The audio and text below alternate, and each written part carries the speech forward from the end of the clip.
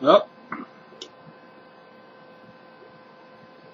this is my first recording since I turned 30, and got a few words I want to say.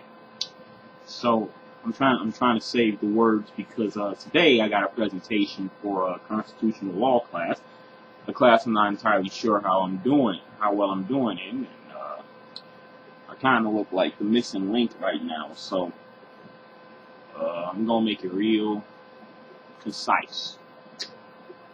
And the Golden Girls is on, so you know.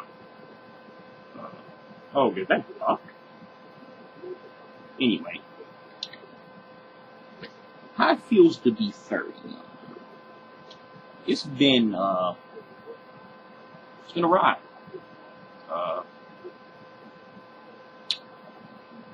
The problem is not with the turning of 30, it's what it symbolizes.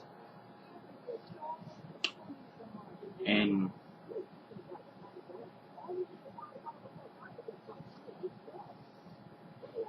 what turning 30 symbolizes is the first vestiges of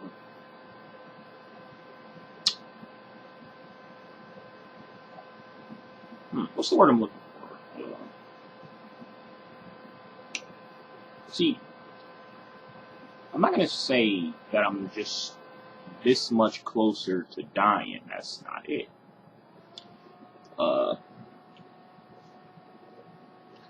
You see, first 29 years of my life were spent, well, the first 19 years of my life were basically spent not reflecting on what was there. Then, the last 10 or so, the last 10 years or so has just been, well, the last 10 years have been, what do I say,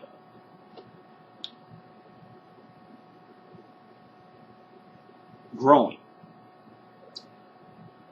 See, no one has ever fully developed at 20.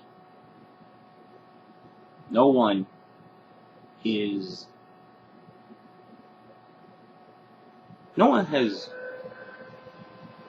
their shit together at 20, because there's still a lot of living left to be done. And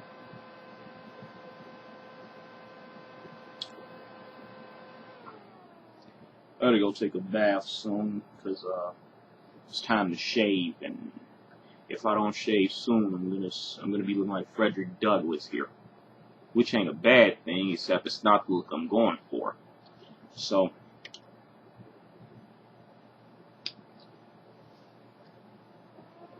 continuity is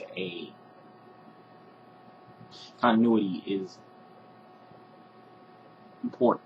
It's a way to maintain the personality that you once had, or in some cases still do have. So, in the interest of continuity,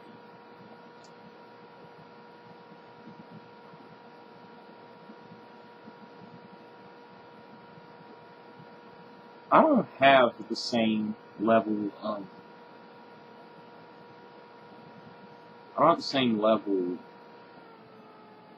of regret and anger that I used to. I mean, I still got plenty of regrets. I'm better. They help keep me grounded. I'm 30 years old. I got a lot to answer for. I got a lot of things a lot of people that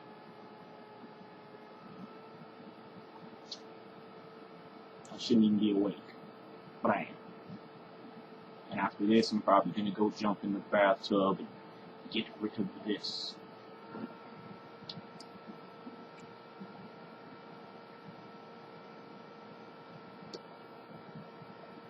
I want to talk about this. See,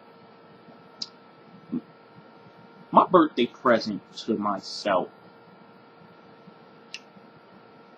was when I went to Vegas back in February. Okay, Tony Bennett Way, Paradise Road, and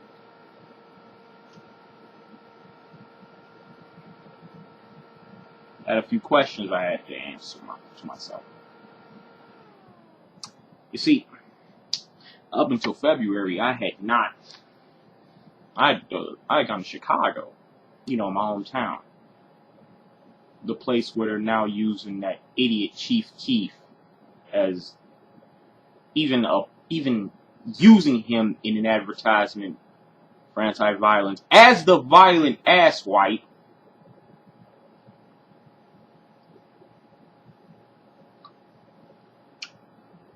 Well, you can see how far everything has gone down. You can see how far south things have gone. But when I went to Vegas,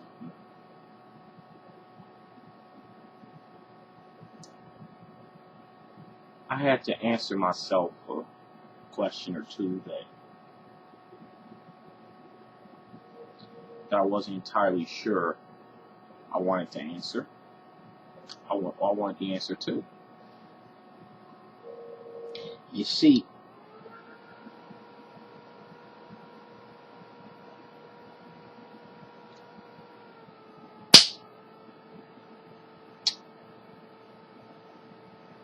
even then I gotta regret.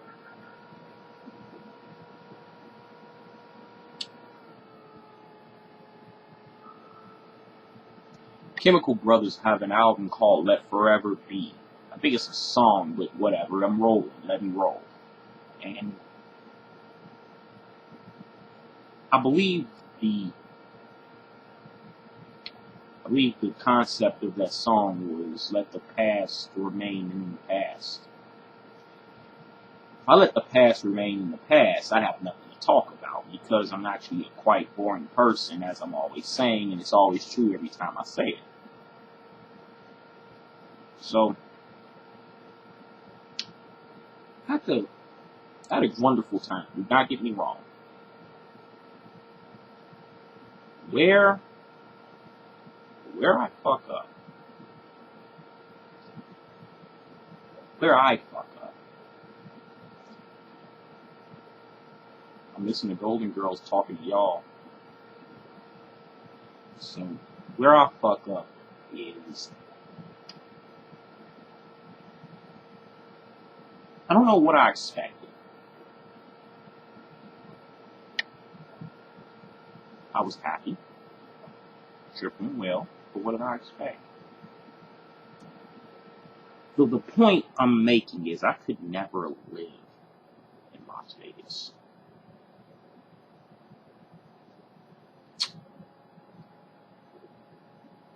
I could very well enjoy it. I could even go there every once in a while, but I could never live there. And I love my ex very much.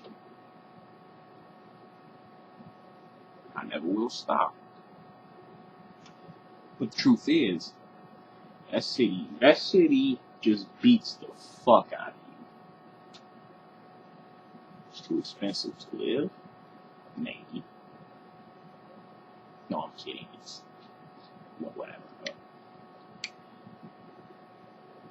anyway, overlaid over the entire trip was the feeling that I may never get a chance to do that again.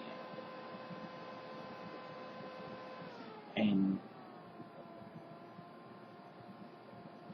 could handle it better. I could have done better.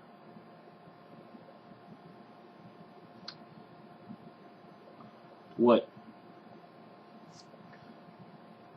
bothers me? What bothers me about this, what I regret is, and I know I'm being very elliptical here and all this stuff, but I didn't have more time. See, if I had more time, more ways to go. I lost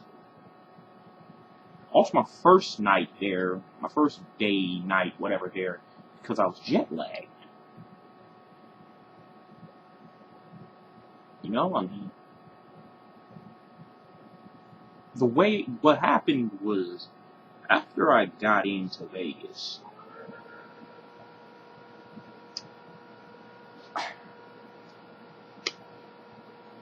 as always, taxi's not stopping for me. Gee, what a shock, right?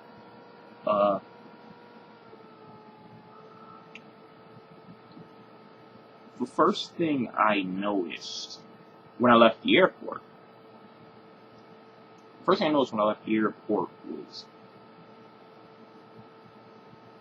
the speed.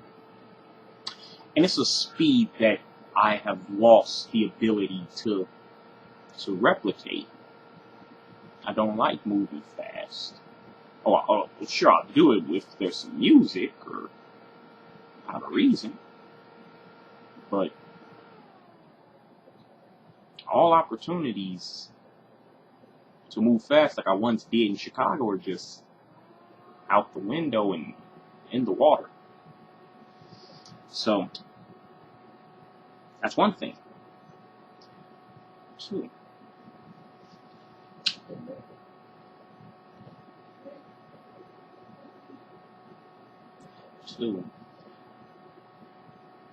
Las Vegas has no sports team, no professional sports teams. This is because everybody that's ever helmed the league is frightened and scared about corrupt athletes, not realizing, of course, that the biggest corruption scandals have occurred in the East. This ain't hard. Look up the Boston College scandal.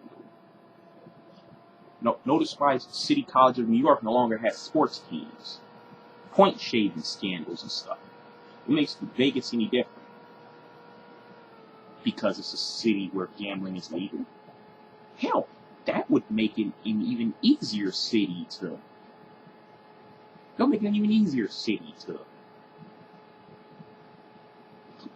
inspect and have people keep an eye on the teams, on people, on corruption, and on people trying to bribe athletes. Then it's easy. It's out there in the open. It's one of the most media intensive cities in the country.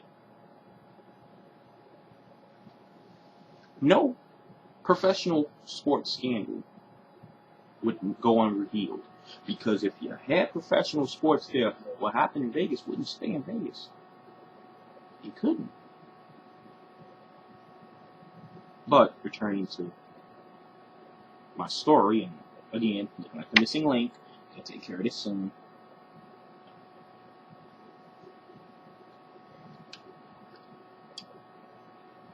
The reason I really regretted going to Vegas, and I kind of figured I would feel this way when I did go, was that in the back of my mind, I knew I was going to leave on Tuesday.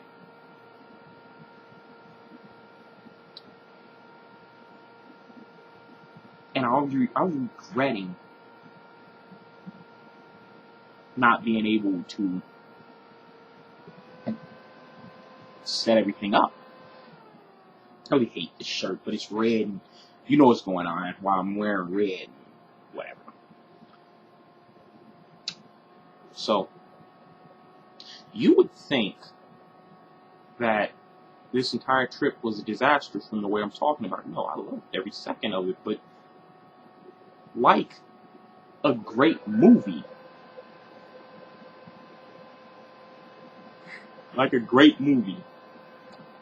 you know it's going to come to an end eventually.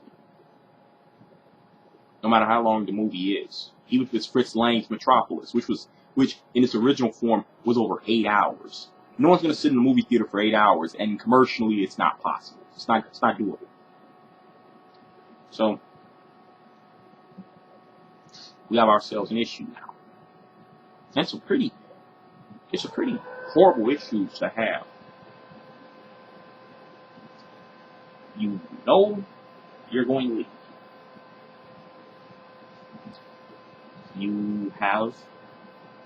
You're in outer Las Vegas. You have to expect William Peterson to walk past you and make one of his jokes to open the theme song to CSI. Old CSI, not whatever they're doing with the newer version. Not important. So, what I'm getting at is, I'm not a gambler. I don't like testing odds, because when you test the odds, right? The odds are you're going to lose. I don't like to lose. It's why whenever I get a new game, the first thing I look at is cheat codes. I don't like to lose. I won't lose. And I definitely will not play a game that's rigged to deprive me of money. I'm not a capitalist. But some of the rules of this life is you do need money to survive. And I said some, not one, because you need money to survive. You need money to thrive. You need money to prosper. You do not need to steal money from people who can hardly afford to have it stolen.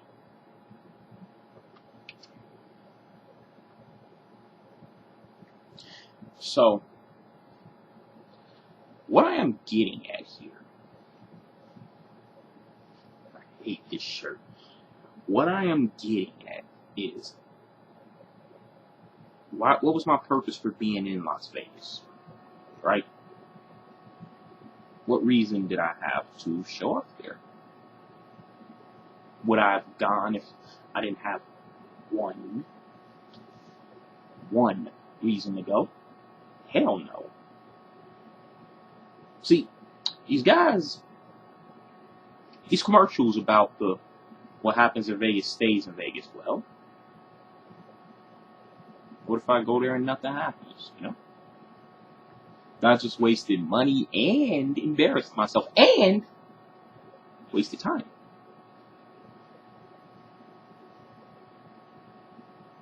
I'm listening to Golden Girls for this. So, getting back to the original story. I'm now 30 years old. I've had some wonderful times. I've had some times I was flying. I was on.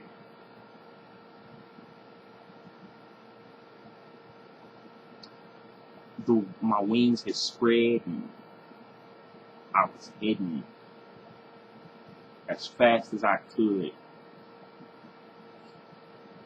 to the heights of euphoria. And then I've had some times where if they offered an experiment where I could be turned into a half demon, have all my emotions removed, have the wings and the claws and the ability to spit fire and things like that, yeah, that would be perfect.